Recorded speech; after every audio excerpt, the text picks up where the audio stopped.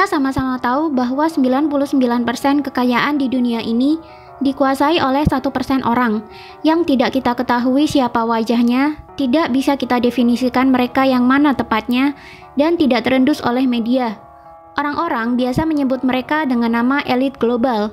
Berapapun kekayaan yang kita ciptakan, tidak lebih kaya daripada apa yang mereka miliki. Saking kayanya, mereka bahkan bisa mengontrol perekonomian suatu negara, bahkan dunia. Akhirnya muncullah istilah ekonomi kapitalis yang garis besarnya berarti yang memiliki modal banyak maka bisa mengendalikan perekonomian. Atau ada juga yang memahaminya sebagai perekonomian dikuasai oleh swasta, bukan pemerintah. Semakin banyak modal yang dimiliki swasta, semakin besar pengaruhnya dalam tatanan perekonomian. Pernahkah kalian melihat gambar piramid seperti ini? Gambar piramid ini, jika kita telusuri melalui sejarah dan ekonomi, sebenarnya menggambarkan apa yang terjadi di dunia saat ini. Tapi sebagian besar orang menganggap ini adalah teori konspirasi yang penuh mitos, yang kebenarannya tidak bisa dipertanggungjawabkan. Yang mempercayai teori-teori semacam ini hanyalah golongan tak berpendidikan dan kurang pekerjaan. Jika memang benar ini adalah mitos, mengapa jika kita telusuri sejarah dan pelajari ekonomi global, kita bisa banyak menemukan data-data yang sesuai dengan gambar seperti ini?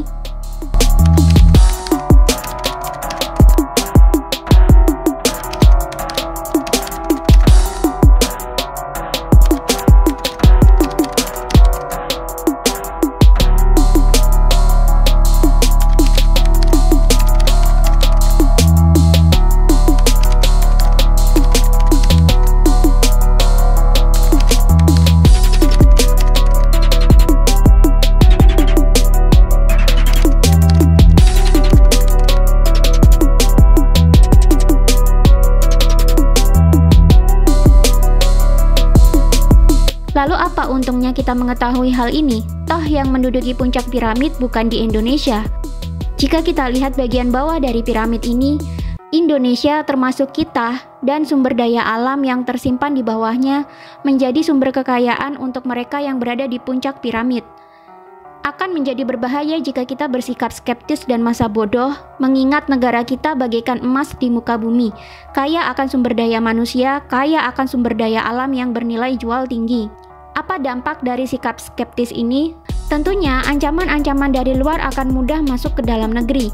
Ancaman dalam bentuk hutang luar negeri, ancaman dalam bentuk investasi asing yang kurang menguntungkan bagi negara, ancaman pengambil alihan perusahaan-perusahaan vital milik Indonesia ke tangan asing, dan masih banyak lagi.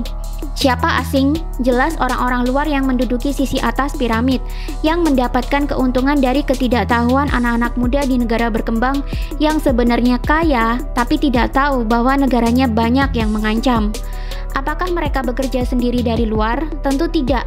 Tetap ada pengkhianat-pengkhianat dari dalam yang ikut memuluskan langkah-langkah mereka dengan mempengaruhi pemerintah, memberikan tekanan dan kontrol media hingga akhirnya pemerintah tunduk pada mereka. Apa yang didapat dari pengkhianat dalam negeri ini? Tentu saja jaminan komisi atau kekayaan jika suatu proyek berhasil dijalankan. Itu semua tidak akan terjadi jika masyarakatnya terdidik. Negara kita menganut demokrasi, di mana semua warga negara bebas berpendapat. Pemerintah pun sekarang banyak yang memiliki sosial media. Ini jadi pintu bagi masyarakat untuk menyampaikan aspirasi, sekaligus juga jadi pintu bagi masyarakat untuk ikut mengawal kebijakan pemerintah. Sudah saatnya kita menjadi generasi yang lebih maju dan terdidik. Sudah saatnya kita menjadi generasi yang melek terhadap apa yang terjadi pada negara, baik secara mikro maupun makro, baik kejadian di dalam negeri maupun kejadian di luar negeri. Jangan mengulang kesalahan-kesalahan generasi terdahulu, yang mana sistem informasi masih terbatas. Masyarakat hanya mendengar dari satu sisi yang dipaparkan oleh media massa, sehingga masyarakat mudah terpengaruh oleh pemberitaan dari satu sudut pandang saja. Alhasil, kita tidak tahu sudah berapa aset negara melayang ke tangan asing. Sudah berapa kali kita terjebak hutang asing.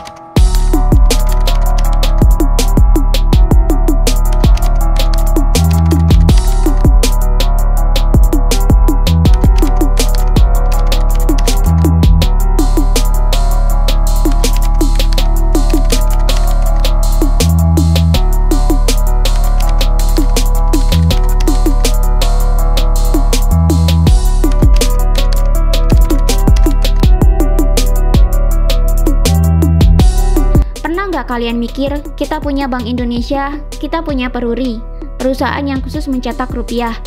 Tapi kenapa di saat krisis, contohnya seperti krisis corona begini, di mana kita butuh rupiah banyak, negara tidak bisa cetak uang sendiri, padahal biaya mencetak rupiah itu murah loh. Kenapa kok malah berhutang ke World Bank dan investor asing?